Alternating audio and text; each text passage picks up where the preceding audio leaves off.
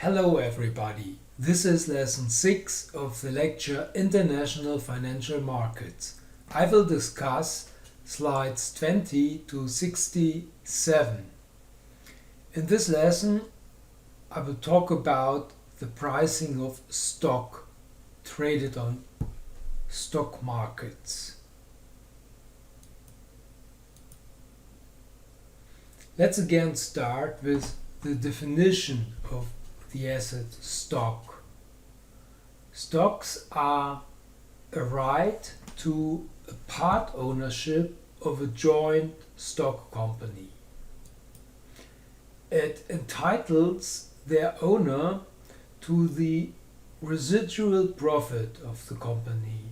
This means any extra wealth that the company might generate after all other claimants like suppliers, employees, providers of debt capital, and the taxman have received their money.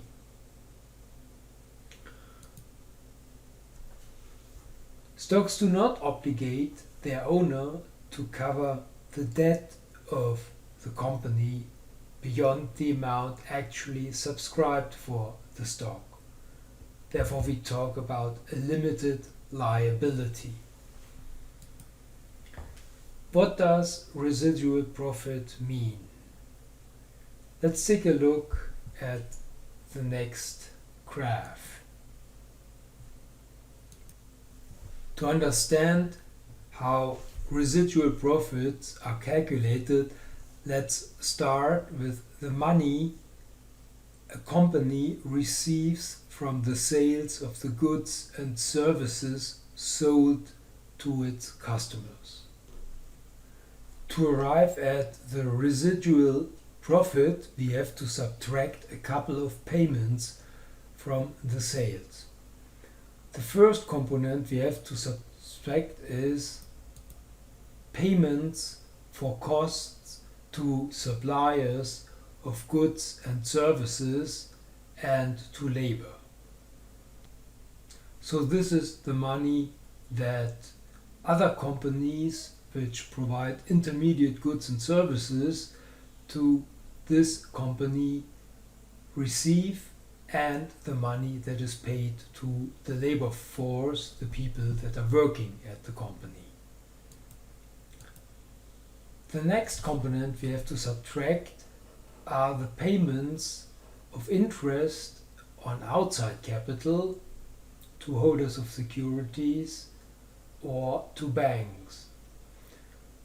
Typically, most stock companies sell also fixed rate securities on the corporate bond market, and the owners of these fixed rate securities have the right to receive an interest payment.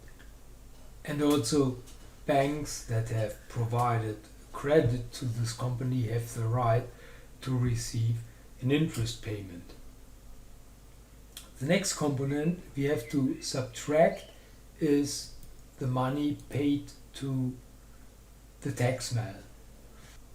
After we've done all these subtractions, we receive an aggregate which is called profit after tax sometimes, or money available for stockholders, or the residual profit. However, these residual profits are not always completely paid out to the stockholders. Very often, the management of the stock company retains a part of these profits. This is called retained earnings. The money we then receive after we have subtracted the retained earnings from the residual profit is the money that is available for the stockholders as dividend payments.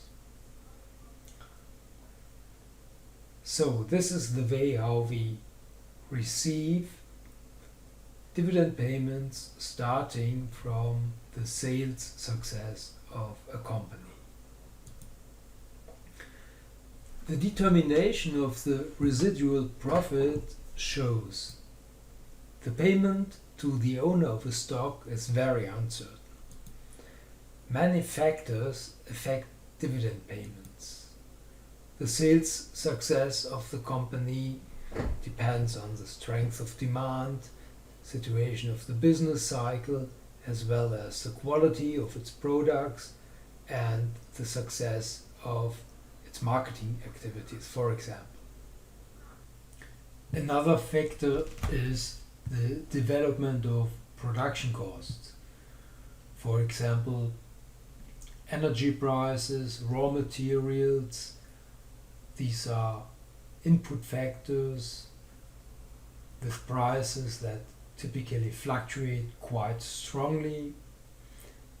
And also the prices for labor costs can change if new collective bargaining contracts are concluded, for example. Another factor of influence are the costs for outside capital and of course the development of tax laws can change the amount of tax money that has to be paid. Finally, the management can change its decision about retained earnings, and as a result the dividend payments can vary. So the yield on stocks is uncertain as a result. It depends on the expected values of all these factors.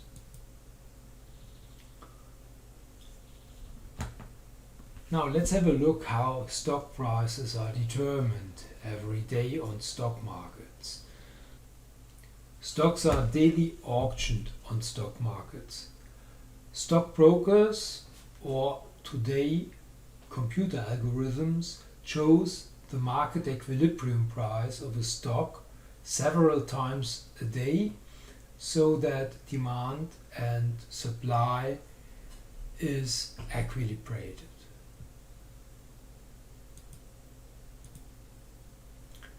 The algorithm a stockbroker or computer program use to determine the market equilibrium price is quite simple.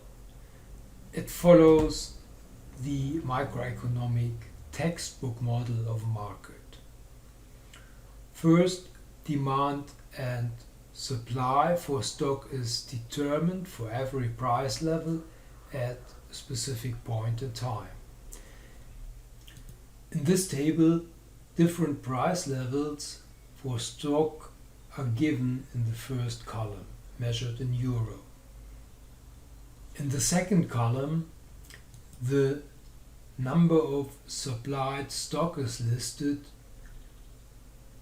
depending on the information from the market participants.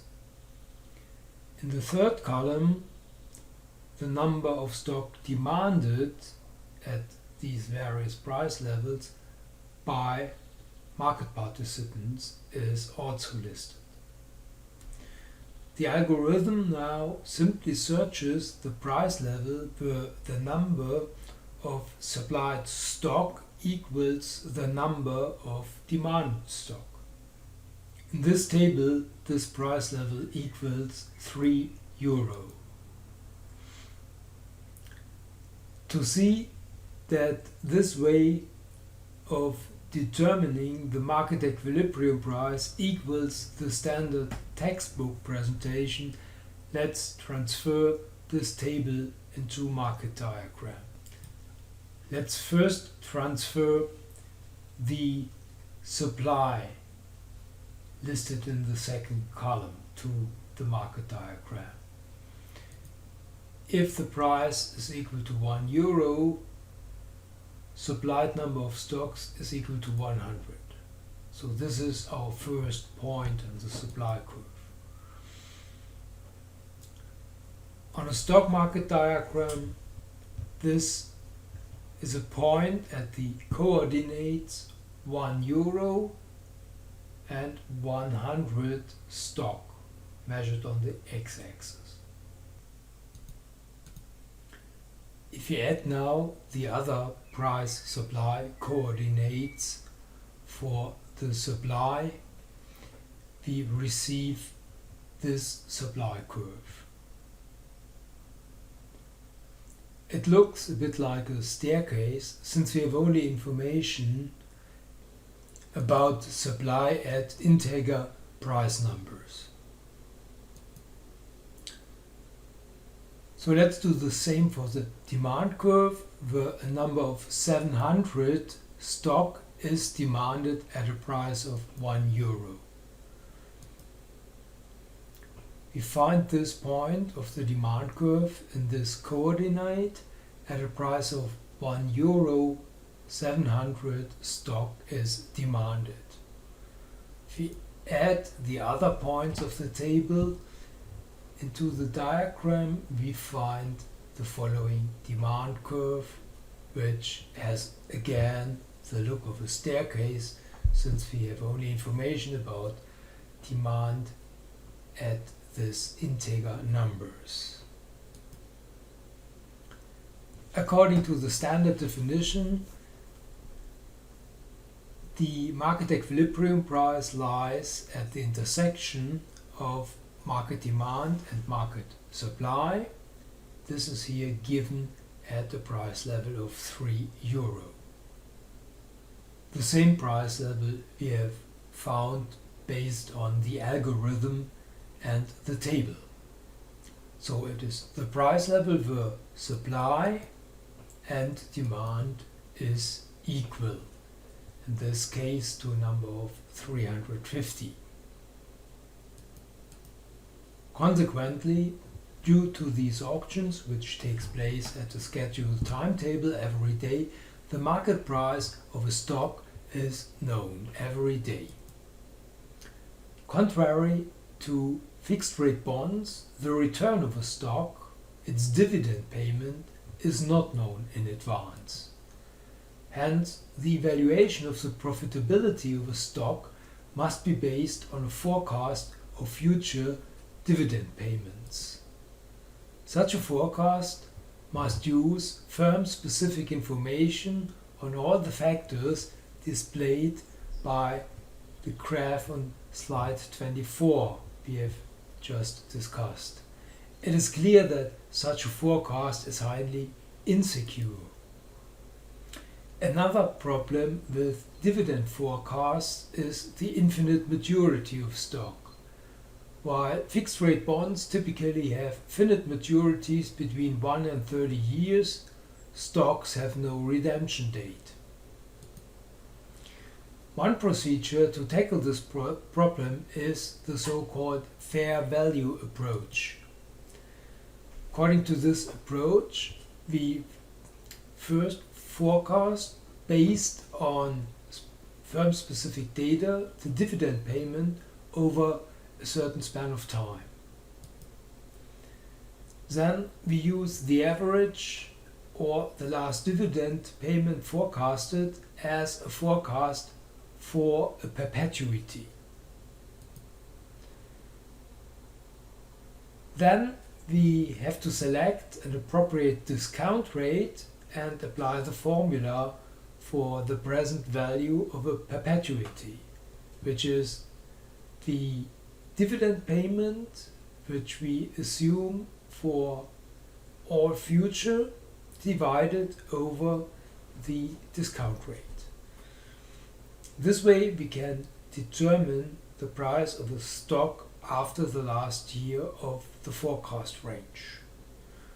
For example, if we make the forecast that starting from a specific point in time in the future the average forecast will be €5 and we apply a discount rate of 6%, we have to divide these €5 over this discount rate of 6% according to the formula for the present value of a perpetuity, and then we receive the number of €83.3 as the present value of an eternal payment of €5 dividend in all the future. Let's see how we put this all together with the help of the following table. The resulting flow of payments can then be evaluated either with the internal rate of return method or with the discounted cash flow method. The more usual method for the evaluation of stock is the discounted cash flow method. This is also what we call the fair value approach. Let's have a look at the example in this table. Here we have a forecast of the dividend flow for 3 years, 2009, 2010 and 2011, 8, 3 and 4 euro. And then we make the forecast in the last year that all other future dividend payments will be equal to 5 euro. We have a discount rate of 6%. We will later see how we can calculate such a discount rate for a specific stock. And now we simply apply this discount rate in the way we have done this so far. We make the assumption that this forecast of 5 euro per year is paid every year in the future, starting with the year 2012. So we have a perpetuity. We find the present value of this perpetuity for the year 2012 by dividing this amount of 5 euro over the discount rate. As we've just seen, this results in a forecasted resale price of 83.3 euro. And then we apply the discount rate to these payment flows which we have forecasted to be generated by this stock. These are the present values after the discounting of these payments with the discount rate, and if we add these present values, then we receive the fair value of this stock, which is equal to 83.54 euro.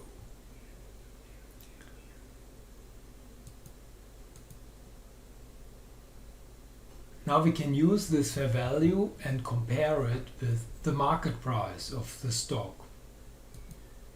If the market price is higher than the fair value, the stock would be overvalued.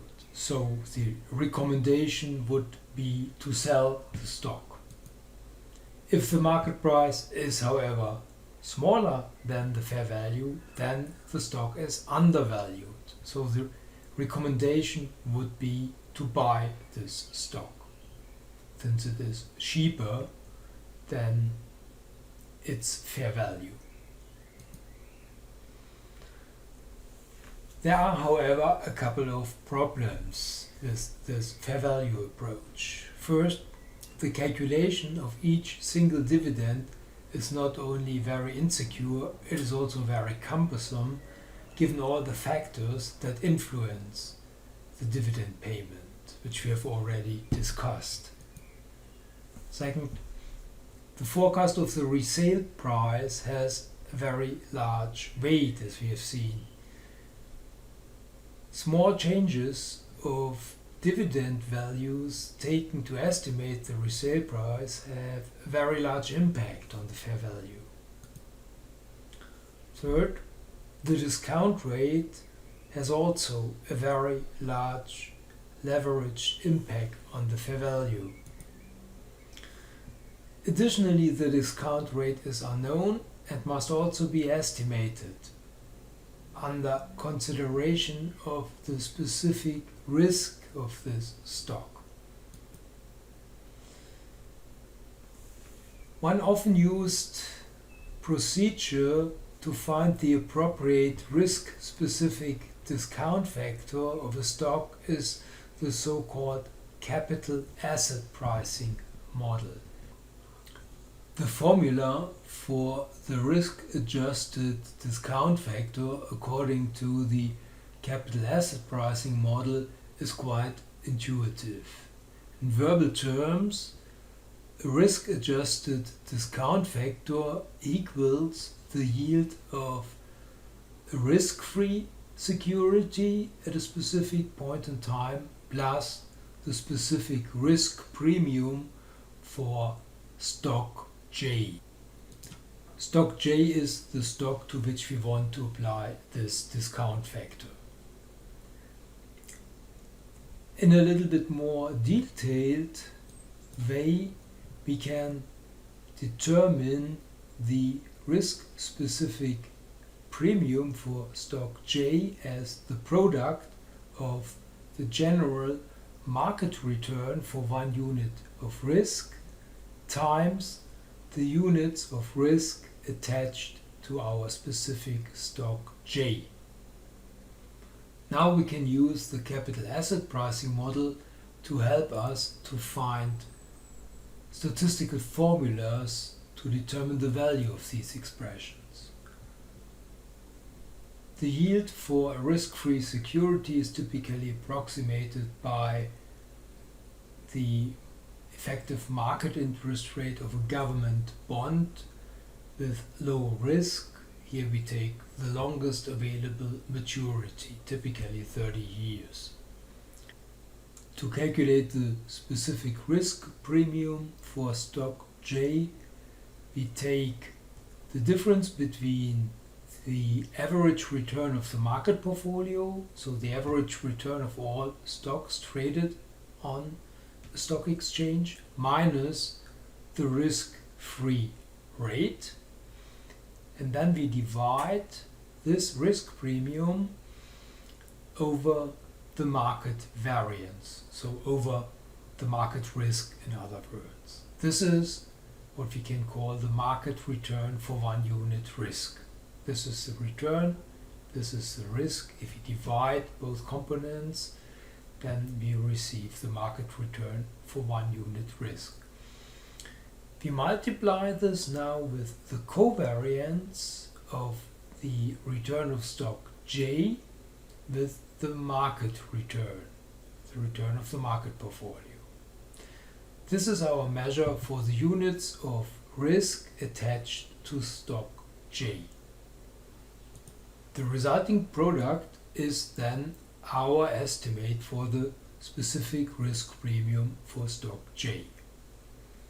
As this formula shows, if there is no correlation between the asset return and the market return such that this covariance is 0, the discount factor equals the yield of the risk-free security. In this case, the risk premium is 0 and the risk-adjusted discount factor is equal to the yield of a risk-free security. If the correlation between the asset return and the market return is the same, such that the covariance equals the variance of the market return, then the covariance and the variance cancel out each other, such that the formula for the risk-specific discount factor equals the yield of a risk-free security plus the yield of the market portfolio minus the yield of the risk-free portfolio, which equals, of course, the yield of the market portfolio. What are the problems in calculating this discount factor? Well, theoretically, to use the formula, it is necessary to know the future covariance between the yield of the market portfolio and the yield of specific stock J. And we need also to know the future variance of the yield of the market portfolio.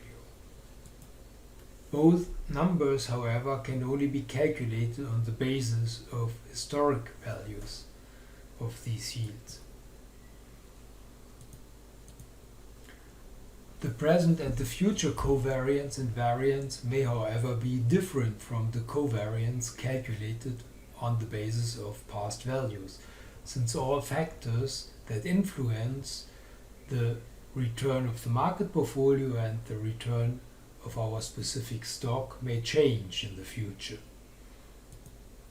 Consequently, the capital asset pricing model is a good theoretical orientation for the determination of an appropriate discount factor. However, one has to bear in mind that it is also based on a forecast only, and may be wrong therefore. To sum up, the evaluation of stock is based on a lot of uncertainties. Forecast of dividends, resale price, discount factor, and so on. This shows that investing in stock is a highly risky way of investment. Because of all these difficulties in evaluating stocks, a lot of key figures and technical methods are in usage in stock market analysis. Two of them are discussed in the following. One such key figure is the so-called dividend yield. Here we divide the dividend per stock from the recent set of accounts over the current market price per stock. For example, if the profit after tax is 30 million euro, retained earnings are 10 million euro, number of stocks is equal to 10 million, market price of the stock is equal to 60 euro, then according to this formula, the dividend yield is equal to 3.3%. This dividend yield is the yield per period an investor will have if dividend payments in all future periods stay the same. This number is of particular interest for investors that need a regular income but don't want to sell their stock in order to realize future price gains. For example, institutional investors like pension funds.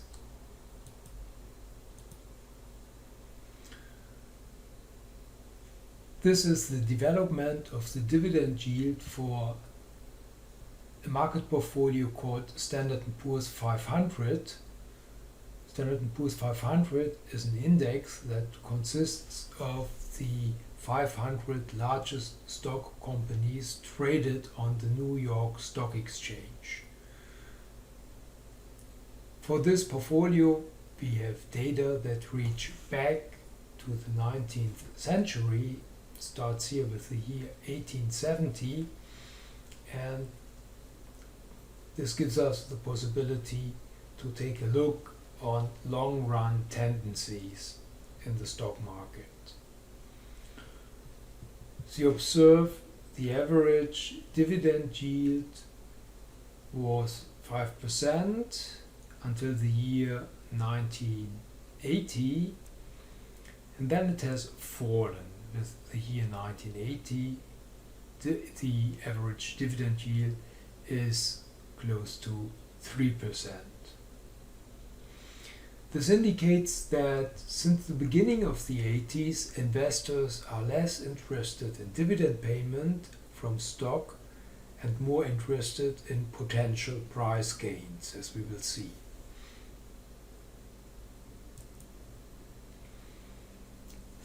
The other key figure I would like to discuss is the so-called price yield. Price yield is calculated as the market price, the current market price of a stock, minus the market price 1 year before over the market price 1 year before. So, for example, if the current market price is 120, the market price 1 year before was 100, then the price yield is 20%. The price yield is the yield per period an investor will have if he buys the share at the beginning of a period and sells it at the end, neglecting the dividend payment. This number is of particular interest for speculation-oriented investors, investors that speculate on higher future prices. We use the formula to calculate the price yield over this very long time range, starting with the year 1870. We observe that the price yield until the year 1980 was close to 4%, and since then the price yield has grown to nearly 10%. So this diagram reveals that since the beginning of the 1980s, the total return from stock investment is primarily driven by price increases. The motive for stock investment is no longer the dividend payment, but the potential price gain. In other words, stock markets have become more speculative since the beginning of the 1980s. This is also revealed by this juxtaposition of both diagrams. Another key figure is now the total yield. Total yield is simply the sum of the dividend yield and the price yield. So in the numerator of the fraction we have the dividend payment from the last set of accounts, and then we add the price change since then, and then we divide this over the current price of this stock. So if the dividend yield was 3.3%, the price yield was 20%, we will receive a total yield of 23.3%. So this is the total return we make if we invest money in a stock. Of course, since the price yield can be negative, the total return might be negative. It is now quite interesting to compare the quite risky investment of a stock with the less or much less risky investment of money in a government bond. And here again we can rely on data provided by the Standard & Poor's market portfolio. We can calculate with these data the 10 years average total stock yield, which is represented here by the green columns, and we can use according market data about government bonds with a maturity of 10 years, and then we can calculate the 10 years average bond return. To get rid of cyclical and random fluctuations, I have calculated here the 10 years average of the return of both assets. If instead we compare the yearly return of both types of asset, we would receive the following diagram. And I think this diagram makes clear that stock return suffer from much more fluctuation than the return of government bonds, since the dispersion of the green columns is much larger than the dispersion of the red columns. In other words, stock investment is a much more riskier way to invest money as investment in government bonds. However, on average, the return is also much higher. This is already revealed by this diagram, where we clearly observe that in nearly all years the stock return, the green columns, are much higher than the return of government bond, the red columns. As a consequence of this difference, an investment of $1 in the Standard & Poor's portfolio in the year 1871 reaches an inflation-adjusted value of $7,044 in the year 2007. This corresponds with a yearly average return of 6.7%. An investment of $1 in US government bond in the year 1871 reaches an inflation-adjusted value of $30.5 in the year 2007. Here, the yearly average return is only 2.5%. So, this is the green value, that is the value of bond investment, and the red line is the value of the stock investment. And I think it is clear that this is a huge difference.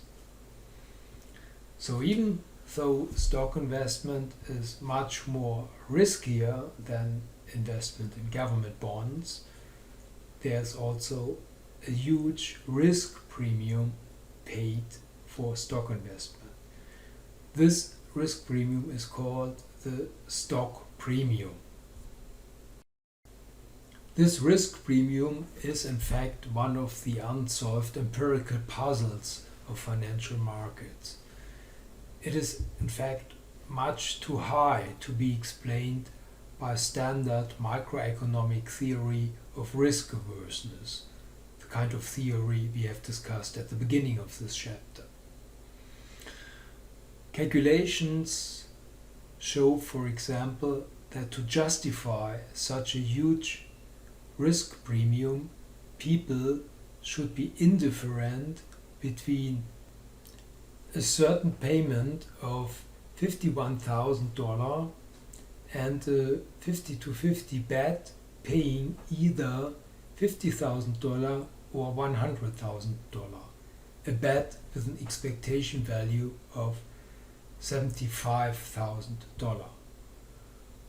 In other words, people must be really extremely risk averse to demand such a huge stock premium as compensation for investment risk in stock.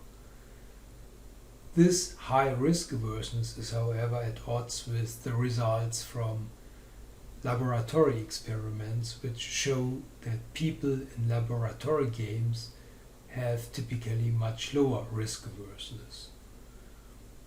So currently we are still searching for a theoretical explanation of the stock premium. It's much larger than we can expect, given our theoretical understanding of financial markets. Okay, so much for this lecture. In the next lecture, we will discuss another often used key figure for stock markets, the so-called price-earnings ratio.